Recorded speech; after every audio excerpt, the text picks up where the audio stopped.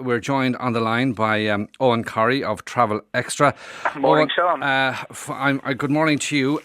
What a mess for people, and it's the uncertainty as well. I mean, beyond Wednesday, if you're due to fly with them up to Wednesday, you know if your flight's been cancelled, but beyond that, nothing. I suspect there's a lot of scrambling going on in Ryanair headquarters to contract in pilots. I'd say they're looking at other airlines, anybody to start filling those schedules. But I think first got a smell of this last week, Sean, when a couple of flights out of Spain were cancelled on Sunday, then a couple of flights out of France on Monday, and crew shortages were being highlighted by that at the time. It does look like at some stage Ryanair just sat down and said, let's grasp at this nettle, get all our leave problem sorted out over the next 6 weeks, because otherwise it's going to be dribble and cancellations coming up in dribs and drabs across all their bases. It's a huge operation across the whole of Europe. From where I'm looking, I just see somebody being pretty decisive and saying, we've got this growing huge problem, and let's just take the hit from our passengers and get it all sorted out over a 6-week period. That looks like what's been happening. Yeah, I mean, and this is it's a situation. I mean, in other kinds of employment, you can buy out people's leave, I suppose, by paying them. But in this one, there are regulations which mean pilots can only fly a certain number of hours in a year, and then the year is changing. The start time is moving from the 1st of April to the calendar year. Absolutely, and nobody can. Once a pilot has reached his hours, it comes to a halt. And as you say, the holiday year used to end in the end of March, April for Ryanair, the same as their financial year.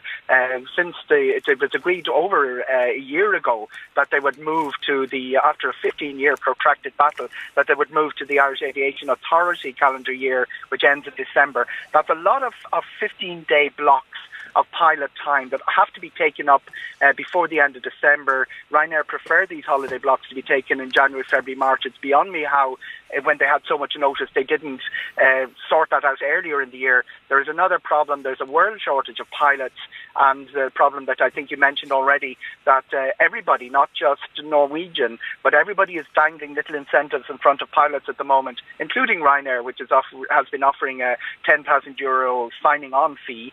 It's a bit like Premiership soccer players at this stage to be a pilot. Some of the existing pilots are a bit disgruntled about that. Why are the new guys getting this money? But there is a scrap for what pilots are available out there. There'll be a little bit of a hierarchy among pilots. Norwegian fly to New York, Ryanair fly to Stansted, which sounds more prestigious. Which do pilots prefer? And then there's another factor, which is that Ryanair's delivery of the next batch of aircraft has started coming in. They got 2 already. They've got 5 coming in October, 5 more in November. That's the sort of growth the airline has been engaged in over the last 2 years. And this is not new. The hunt for new pilots, it's the talk of the pilot community, how Ryanair's recruitment has been, they're recruiting, they're so hungry for new pilots over the last 2-3 years. Everything came to a little bit of a crunch together, and they've decided to cancel these flights. From where I'm looking, Sean, the Krakow is a very, very glaring example of an exception to the rule. The rule has been that they've gone out of Dublin and less so out of the airports that Cork and Shannon and Kerry and places that they don't serve as many flights to. They've tended to go for the trunk routes where there are loads of options. Brussels has gone today, Amsterdam has gone today, Manchester, Gatwick and Bristol and Barcelona, and they all have alternatives within a couple of hours. From their point of view, it makes more sense to have people switching a couple of hours rather than to move them from one day to another. But as you know, social media is full of horror stories of people who've been subjected to that. I want to go to Martina Nee now, spokesperson for the European Consumer Centre in Dublin. Martina, what's your take on what's happening? And this question of compensation arises. Now, there seems to be, on the face of it, a fairly straightforward case, but I think you'll search the Ryanair website, as I've just been doing, looking for details of how to get compensation. You won't find any. Well, under Regulation 261, the airline, when a flight is cancelled, airlines should give a rerouting or a refund, and the question of compensation is where everybody is concerned about. when it comes to compensation, airlines don't have to pay it if they can prove it's extraordinary circumstances, that it's a situation completely outside of their control, and they took all reasonable measures to avoid it.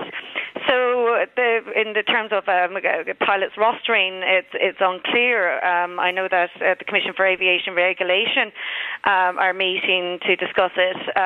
So hopefully we'll have some more clarity on that.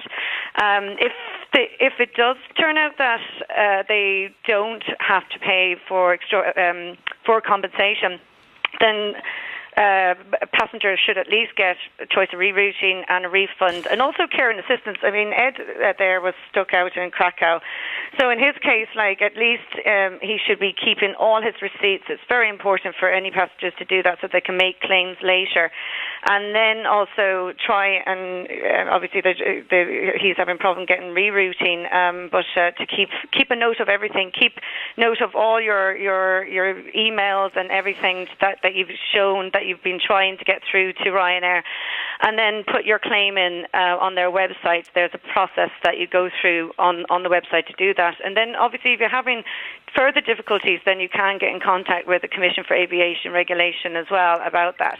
Yeah, Eoghan Corry, the website says, look, you're two options to choose from. Apply for a refund, click here to apply for a refund, or change your cancelled flight, brackets for free, close brackets, click here to change flight. And then they say, we understand that flight cancellations may cause distress, and we will accommodate your option of choice wherever possible while complying with EU Regulation 261/2004.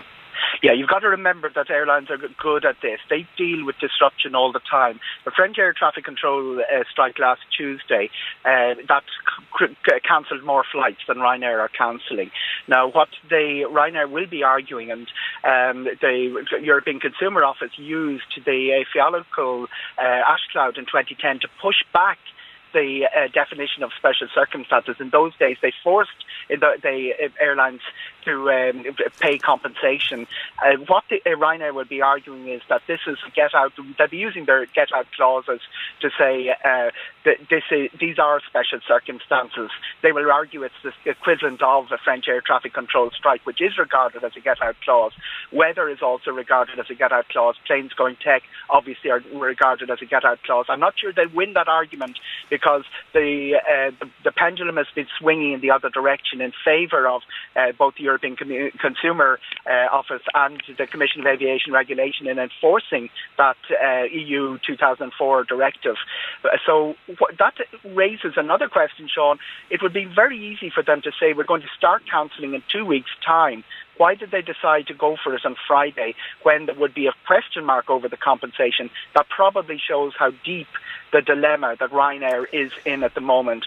But certainly there are two things that got to be said. Don't panic, because it's a very small number of flights that are being affected. Yeah, but Eoghan, hang on a minute now. We've got a text here from Kathy, or she's actually tweeted, my daughter is getting married in a few weeks. 60% of her guests are due to fly in. You can imagine how worried we are.